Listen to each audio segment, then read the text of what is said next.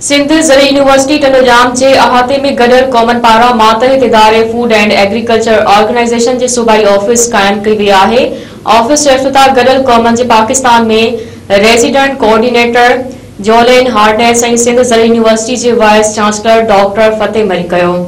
उन मौक़े ते मुनक़िद तक़रीब में ख़िताब कंदे वाइस चांसलर डॉक्टर फतेह मरी चयो त असां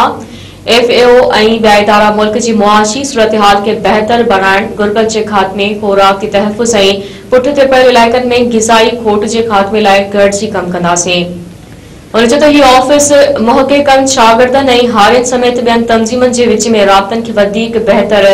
बणाए सघंदी ऐं हीउ ऑफिस सिंध सूबे में दरियाई, रेगिस्तानी ऐं शहरी ज़राअत जी तरक्की लाइ हिक मुस्बत तब्दीली लाइ बुनियाद बणिजंदे। गॾियल क़ौमनि जे पाकिस्तान में कोऑर्डिनेटर जोलेन हार्नेस चयो त सिंध में लॻभॻ 60 लख माण्हू अञा ताईं खुराक जे अदम तहफ़्फ़ुज़ जा वधीक वॾे पैमाने ते शिकार आहिनि। हुन चयो त सिंध में हर 4 मां हिकु ॿार सख़्त ग़िज़ाई खोट जो शिकार आहे ऐं 2 मां हिकु दाइमी ग़िज़ाई खोट जो शिकार आहे। तंहिं करे पाकिस्तान में खुराक के तहफ़्फ़ुज़ बाबति घणा चैलेंजेस दरपेश आहिनि, जिन खे सिर्फ़ शराकतदारी जे ज़रिए हल करे सघिजे थो। उन मौक़े ते पाकिस्तान में FAO जे नुमाइंदे फ्लोरेंस रूली, यूनिसेफ जे chief field officer Prem Bahadur चंद,